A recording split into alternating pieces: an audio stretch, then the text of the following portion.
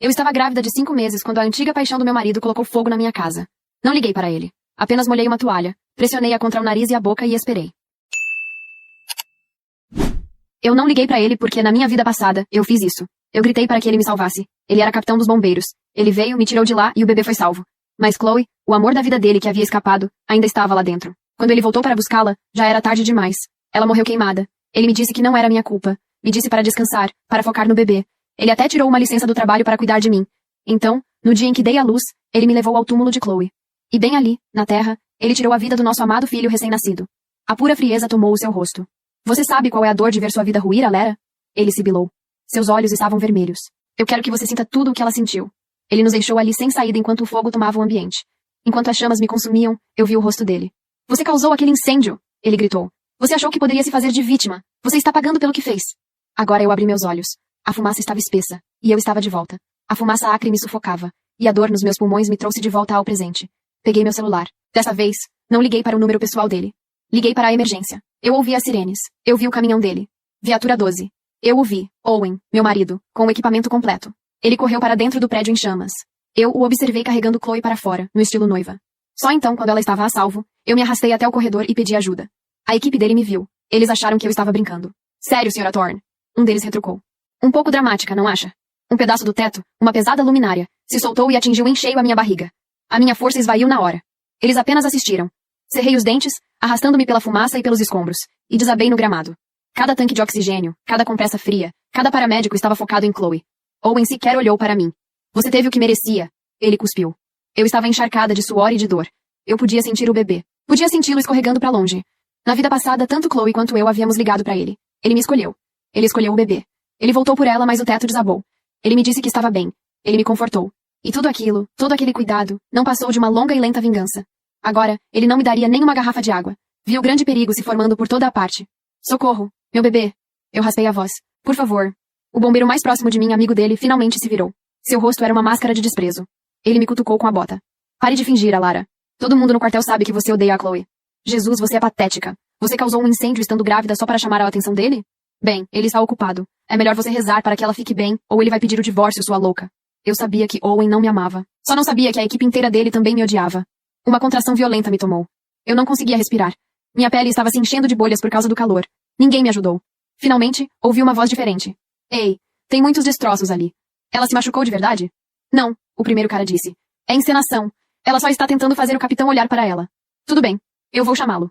Eu não recebi a preocupação dele. Recebi a sua fúria. Sua fúria insana se voltou toda contra mim. Alara, levante-se. Pare de fingir. Você está louca? Ele rugiu. Causar um incêndio e ficar presa nele? Você é patética. Eu tentei explicar. Minha garganta estava seca demais. Meu estômago sofria com tantas cãibras que via estrelas. Eu apenas agarrei a manga da jaqueta dele. Me ajude. Ele hesitou. Por um segundo. Então ele ignorou minha dor. Com força. Mesmo com a minha gravidez real. Bela tentativa. A Chloe já me disse que você estaria se escondendo em algum lugar. Fingindo ser a vítima. Eu acreditei nela. Ele se virou para sair. Capitão! Um de seus homens gritou. Ela está sofrendo de verdade. É falso, idiota! Owen gritou de volta, sem sequer se virar. Ela está de 5 meses. Não se perde a criança tão fácil assim. Se ela quer se fingir de morta, deixe-a. A dor se tornou uma parede preta e sólida. Eu caí nela. Sonhei com ele. O professor convidado, frio e brilhante, por quem eu tinha uma queda. Eu o persegui implacavelmente. Flores, café, jogos de basquete. Ele finalmente concordou. Achei que era o começo da minha vida. Foi o começo do meu pesadelo. Os encontros que ele cancelava. As chamadas de emergência que o afastavam.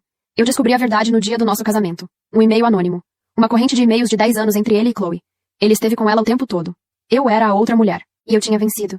Tinha tanto medo de perdê-lo que nunca sequer o confrontei. Quando Chloe morreu na primeira vida, eu fiquei aliviada. Ele tinha sido tão gentil. Tinha comprado todo o estoque das lojas de bebê da cidade. Tudo aquilo. Todo aquele amor era apenas uma performance. Para garantir que eu estivesse feliz e saudável. Até o exato momento em que ele pudesse me destruir. Quando acordei, não estava nas chamas. Eu estava num hospital. Não era o Owen. Era um homem que eu não conhecia. Você acordou? Sou seu vizinho de baixo. Eu subi correndo para checar a fumaça. Encontrei você no chão. Eu sinto muito. Os médicos, eles disseram que o bebê... Eu consegui sorrir. Não é sua culpa. Eu sei, obrigado. Um estranho. Um estranho viu que eu estava morrendo. E o meu próprio marido. O que há de errado com aqueles bombeiros? O vizinho esbravejou. Eles simplesmente abandonaram você. Eu já prestei uma queixa formal. Isso está por todos os fóruns do bairro. Eu balancei a cabeça. Meu marido, ele está morto. O olhar de pena em seu rosto era tudo o que eu precisava. Eu o reembolsei pelas despesas do hospital e pedi para que ele fosse embora. Os fóruns estavam piores do que eu esperava. Capitão dos bombeiros deixa a esposa grávida queimar. Estava no Twitter. Estava no TikTok. O vídeo que meu vizinho fez de mim, toda machucada, inconsciente no gramado, estava por toda parte. O departamento estava em modo de crise total. Eu estava prestes a mandar os papéis do divórcio por mensagem para o Owen, quando recebi uma mensagem da Chloe. Ela estava no mesmo hospital, 2 andares abaixo. Era uma foto do Owen, dando-lhe caldo na boca com uma colher. Fechei o aplicativo e liguei para ele. Foram precisas 5 tentativas. O que foi? Ele rosnou. Quer saber se a Chloe morreu? Desculpe decepcioná-la. Eu a salvei. Ela está bem. Elara, não acredito no que você fez. Você tentou matá-la. Você tem 1 hora para descer até o quarto dela e pedir desculpas. Ou terminamos tudo. Antes que eu pudesse falar, ouvi o choramingo dela ao fundo. Owen, não. Não fique com raiva dela. A culpa é minha. Se ela disser que fui eu quem causou o incêndio, apenas concorde com ela. Uma mulher grávida não pode passar por estresse. Vê? Ele latiu ao telefone. Ela é uma santa e você é um monstro. Eu vou resolver isso. Tudo bem, eu disse. Vamos nos divorciar. Vou mandar os papéis por e-mail. Eu desliguei. As mensagens de texto começaram instantaneamente. Onde você está? Você ficou louca? Acha que tenho medo de me divorciar de você? Você está grávida. Você vai ficar de joelhos implorando para que eu assine aquela certidão de nascimento. Tire aquela merda da internet, Elara. Agora. Não me faça contar ao mundo o que você realmente é. Eu bloqueei o número dele. As enfermeiras no meu andar estavam todas sussurrando. Você viu o cara do 305? Tão gato. E ele é tão dedicado à namorada. Ouvi dizer que ele está cozinhando para ela na lanchonete do hospital. Ele alugou uma cozinha. Eu apenas fiquei olhando para o meu soro. Naquela noite, o médico me disse que a inalação de fumaça e o trauma que sofri no meu próprio corpo haviam deixado sequelas no meu ser. Eu nunca mais poderia ter outro filho. Minha primeira reação foi de alívio. A repercussão foi tão ruim que o chefe dos bombeiros teve que dar uma coletiva de imprensa. Ele me jogou aos leões. Este incêndio foi o resultado de uma trágica disputa conjugal. Ele disse, lendo de um roteiro. A incendiária, Sra. Elara Thorne, agiu por ciúmes. Para provar, a conta pessoal de Owen postou uma foto da nossa certidão de casamento. A narrativa virou de ponta cabeça instantaneamente. Meu nome, meu rosto, minhas antigas contas nas redes sociais estavam por toda parte. Esposa incendiária. Elara, a arruinada. Meu celular virou um fluxo contínuo de mensagens de ódio. A equipe do hospital começou a me tratar como uma prisioneira. Eu não disse uma palavra, apenas esperei. No dia em que recebi alta, enviei uma mensagem para Owen de um número novo. Amanhã. 9 Fórum. Esteja lá. Ele ligou na mesma hora. Finalmente. Ele zombou. Decidiu rastejar para fora do seu buraco? Eu te dei uma chance. Você não a aproveitou. Quer o divórcio? Tudo bem. Mas não pense que vai ficar com a criança. Você é uma mãe inadequada e problemática. Eu desliguei. Abri o aplicativo de segurança residencial no meu celular e fiz o download das imagens da câmera da sala de estar. As imagens eram claras demais para serem coincidência. Eram 4 câmeras no total. Eu havia instalado o sistema 6 meses antes, quando comecei a perceber que coisas estavam sendo deslocadas no apartamento. Uma xícara fora do lugar. Uma gaveta levemente aberta. A sensação de que alguém havia estado lá. Owen me chamou de paranoica. Comprou o sistema apenas para me calar, sem nunca imaginar que um dia aquelas lentes trabalhariam contra ele. A câmera 1, na entrada, registrou a Chloe às 14h37. Não era visita. Ela não tocou a campainha. Ela tinha uma chave que eu nunca havia lhe dado. Assisti a cena 3 vezes, pausando no momento exato em que ela se inclinou para checar o corredor. Os 2 lados, antes de entrar. O gesto de quem sabe que está cometendo um crime. Ela carregava uma sacola de compras. Azul. Da rede Pão de Açúcar. Aparência completamente inocente. A câmera 2, na cozinha, foi onde a Chloe passou a maior parte do tempo. 8 minutos e 43 segundos. Ela manipulou o fogão. Abriu os armários embaixo da pia. Tirou algo da sacola e posicionou com cuidado, longe da câmera, mas o suficiente para que eu entendesse o que estava fazendo. Quando ela saiu, estava sorrindo. A câmera 3, na sala, registrou ela fazendo uma ligação antes de sair. Sem áudio. Mas eu conheço aquela boca. Conheço os movimentos daquele rosto que ficou pendurado em retratos pela casa do meu marido durante 2 anos, enquanto ele me dizia que eram só memórias do passado. Ela estava falando com alguém. Estava confirmando algo. 12 minutos depois do horário em que ela saiu, a fumaça começou. Copiei tudo em 3 pendrives diferentes. Mandei os arquivos para 2 e-mails. O meu e o de uma pessoa em quem eu confiava mais do que em qualquer outra naquele momento. Minha advogada trabalhista, doutora Renata Salgado, que havia me representado numa disputa de contrato 3 anos atrás e que tinha a reputação de uma mulher que não pisca diante de homem algum. Ela atendeu ao segundo toque. Elara. Sua voz era seca e direta. Ela já havia visto as notícias. Eu estava esperando você ligar. Eu tenho as imagens. Pausa. De quanto tempo você precisa? Até amanhã às 9. Manda agora. Mandei. Ela não disse mais nada e desligou. Esse era o tipo de mulher que eu precisava. Deitei no leito do hospital olhando para o teto, minha barriga vazia parecendo uma acusação física, e ouvi o celular do andar de baixo tocando músicas. Alguém havia levado uma caixinha de som para o quarto da Chloe. Reconheci a música. Era a mesma que tocou no nosso casamento. A mesma que Owen escolheu porque, segundo ele, era nossa música. Só soube então que era, na verdade, a música deles. Essa foi a primeira vez que chorei desde o incêndio. Não por Owen. Não pela Chloe. Chorei porque eu havia sido completamente tola. Porque me recusei a enxergar o que estava bem na minha frente. Porque, em algum nível, eu sabia, e escolhi não saber. Era mais fácil acreditar numa mentira do que reconstruir uma vida. Mas isso havia acabado. Enxuguei o rosto com o lençol hospitalar e abri o Twitter. Os trending topics me fizeram sorrir pela primeira vez em semanas. Elara incendiária estava em segundo lugar. Em primeiro, Algo que eu não havia esperado. Onde está o bebê? As pessoas estavam questionando. O relato do meu vizinho havia tomado vida própria.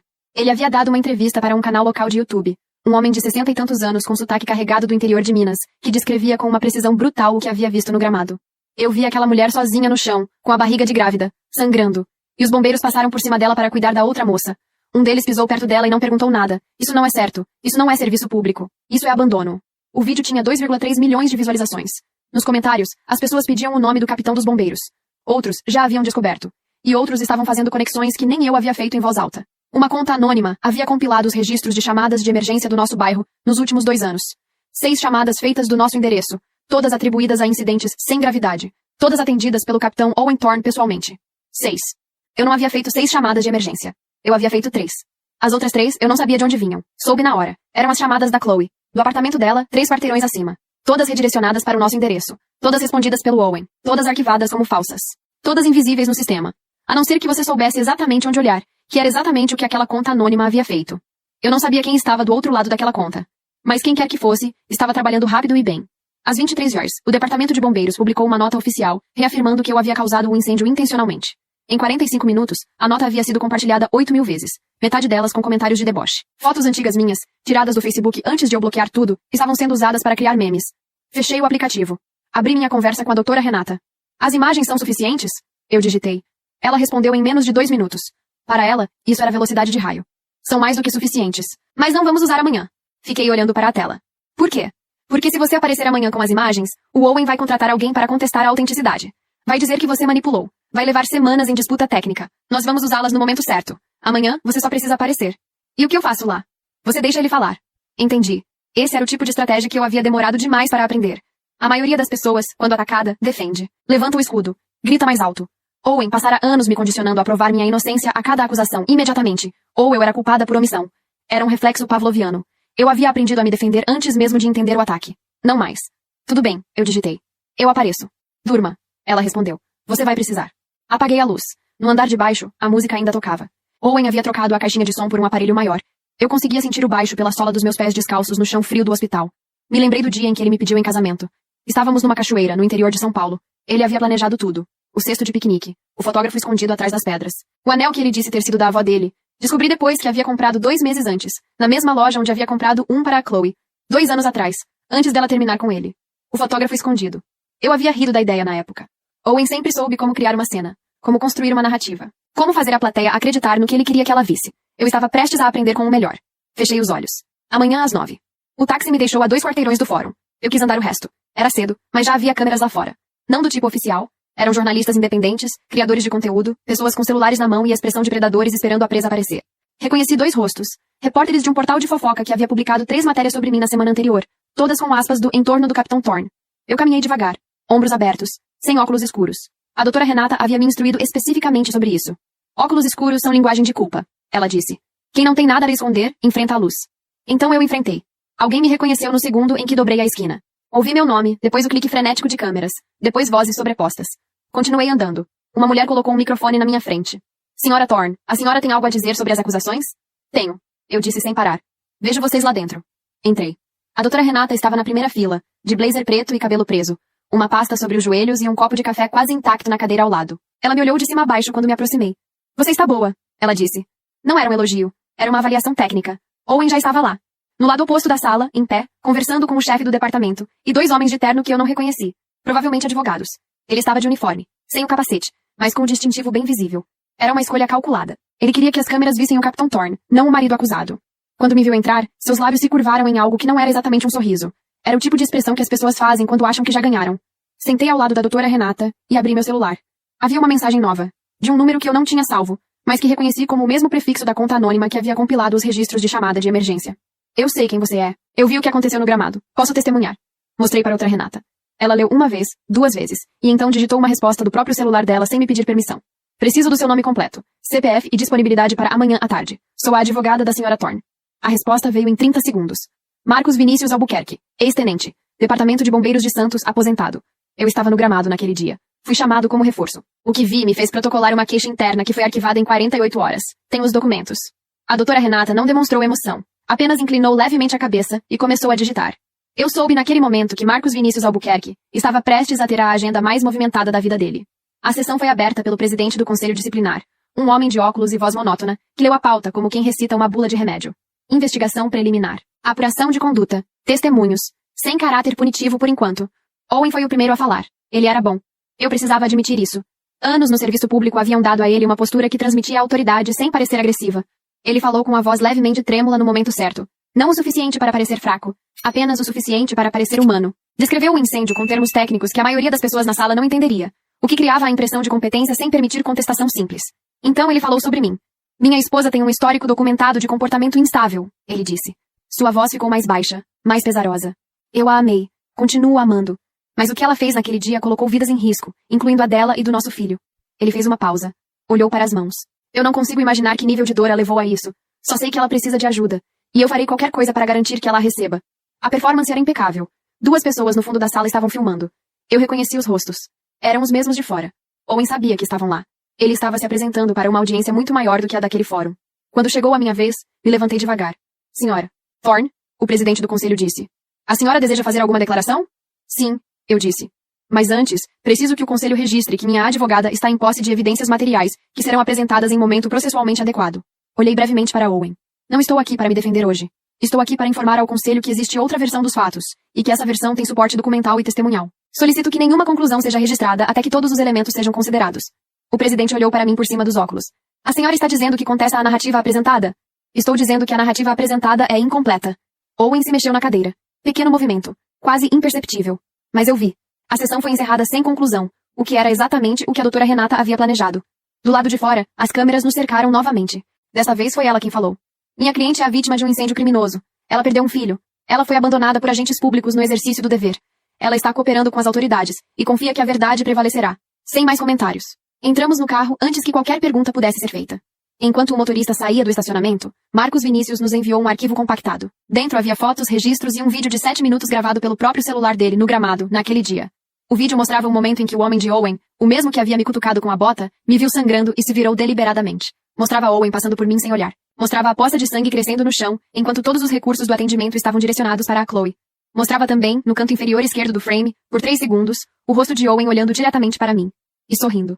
A doutora Renata ficou em silêncio por um longo momento. Elara, ela disse finalmente, com uma voz que eu nunca havia ouvido nela antes. Não era a voz da advogada, era a voz da mulher. Eu preciso que você me conte tudo. Desde o começo. Cada detalhe que você acha que não importa. Abri a boca para responder. E então me lembrei. Me lembrei do sonho que tive no hospital, naquela primeira noite. O sonho que não era bem um sonho. O túmulo. As chamas. A voz do Owen. Você sabe qual é a sensação de queimar viva? Eu havia acordado achando que era apenas trauma. Que minha mente estava construindo pesadelos com os fragmentos da dor. Mas não era. Era memória. Porque aquilo já havia acontecido antes. Ela me ouviu por 42 minutos sem me interromper uma única vez. Contei tudo. Os e-mails que eu havia encontrado antes do casamento e escolhido ignorar. As 6 chamadas de emergência redirecionadas. Os 2 anos de pequenas humilhações que eu havia arquivado como falha minha. Os momentos em que, olhando para o rosto do Owen, eu via algo por baixo da superfície. Algo frio, paciente, esperando. E então, contei o que ela não esperava. Eu soube o que ele ia fazer antes de ele fazer, eu disse.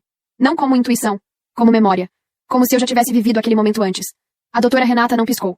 Continue, ela disse. Expliquei os sonhos. A versão da minha vida em que Chloe havia morrido no incêndio. Em que Owen havia cuidado de mim durante a gravidez com uma ternura que eu agora entendia como preparação. Em que ele havia me levado ao túmulo dela no dia do parto. Em que eu havia visto, com uma clareza que nenhum pesadelo comum poderia fabricar, o que ele era capaz de fazer.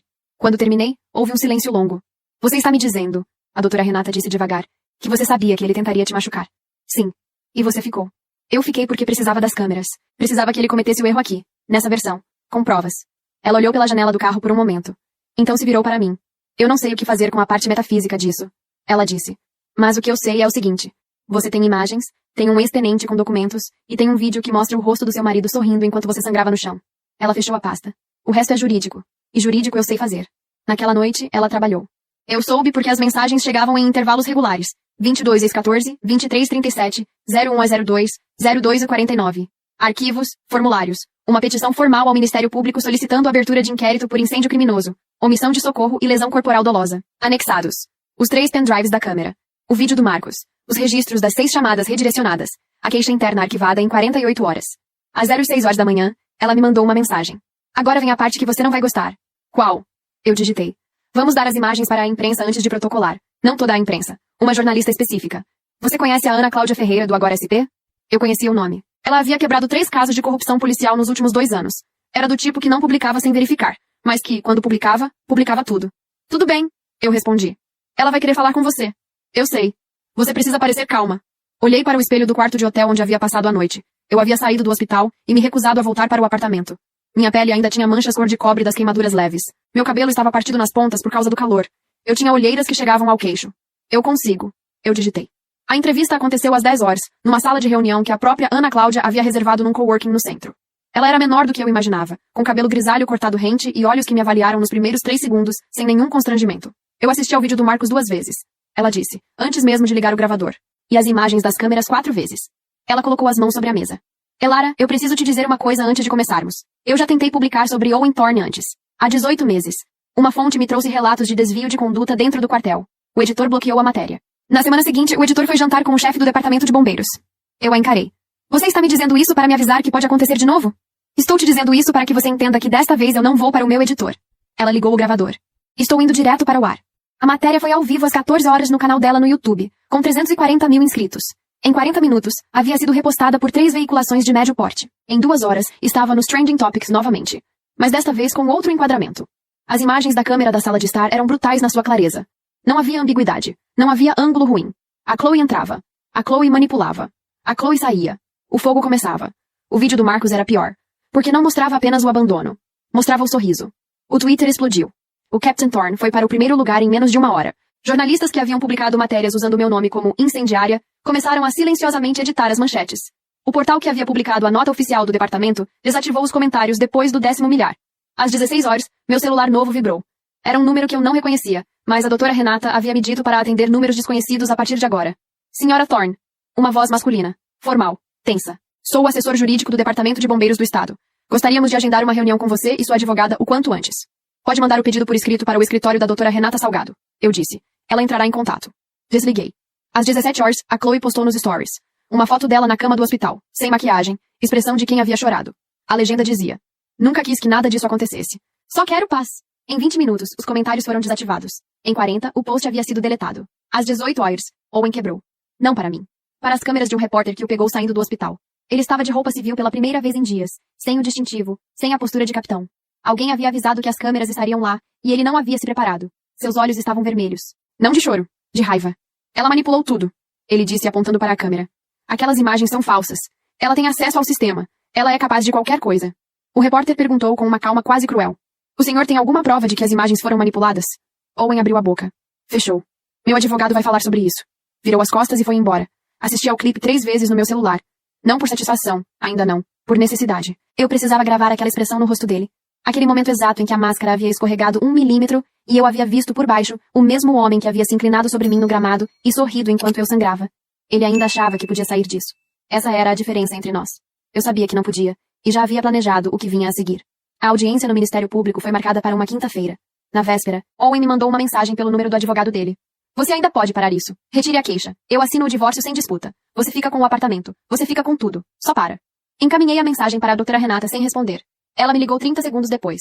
Isso é uma confissão implícita, ela disse. Ele está oferecendo concessões para que você retire uma queixa por crime que, segundo ele, você cometeu. Por que um inocente pagaria para fazer uma acusação falsa e ir embora? Eu não respondi. Ela não precisava de resposta. Guarda essa mensagem, ela disse. Amanhã ela entra como anexo. Dormi por 6 horas. O mais que havia dormido desde o incêndio. Acordei às 5 horas da manhã. Fiz café no quarto do hotel e fiquei sentada na janela olhando para a cidade acordar. Eu havia morado nessa cidade a vida inteira. Eu a havia amado com o tipo de amor sem consciência que as pessoas têm pelos lugares onde cresceram. Sem perceber, sem escolher. Naquela manhã, olhando para as luzes se acendendo nos prédios, pensei. Eu ainda estou aqui. Depois de tudo. Ainda estou aqui. Isso já era alguma coisa.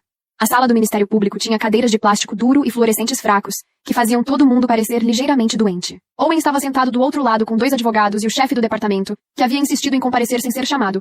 O que, a doutora Renata me disse no ouvido, era o equivalente institucional de um homem segurando uma placa onde estava escrito: Eu estou com medo.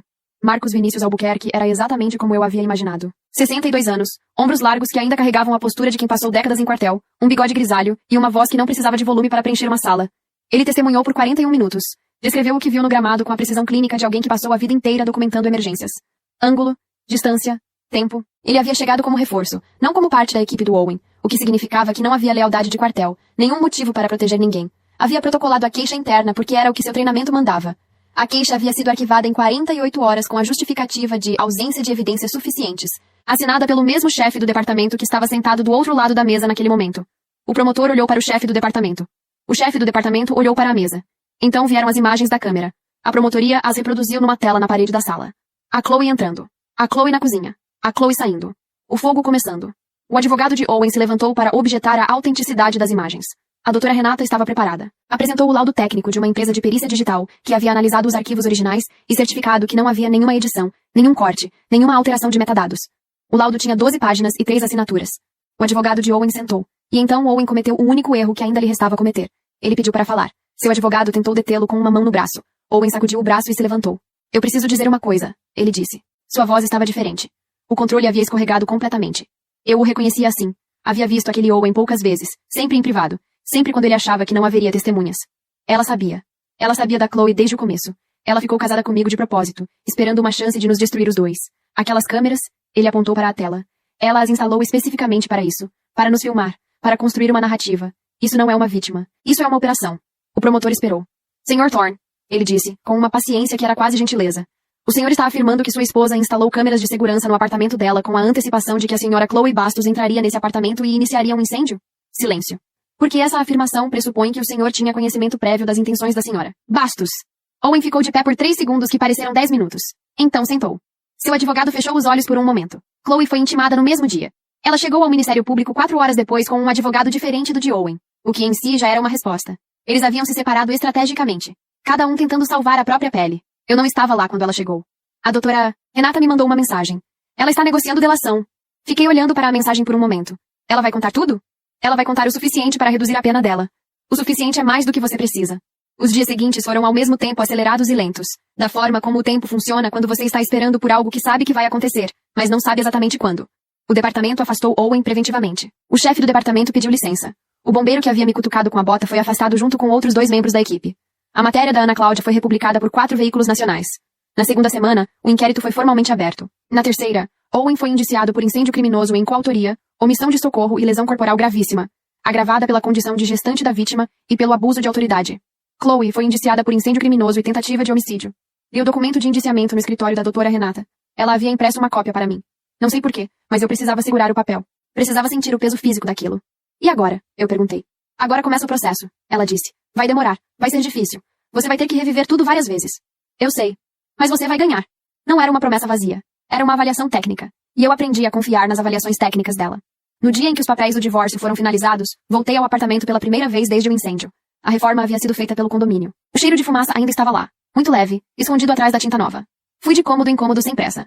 O quarto que havia começado a decorar para o bebê ainda tinha as marcas das prateleiras que eu havia tirado da parede uma semana antes do incêndio, quando tive um pressentimento que decidi não nomear.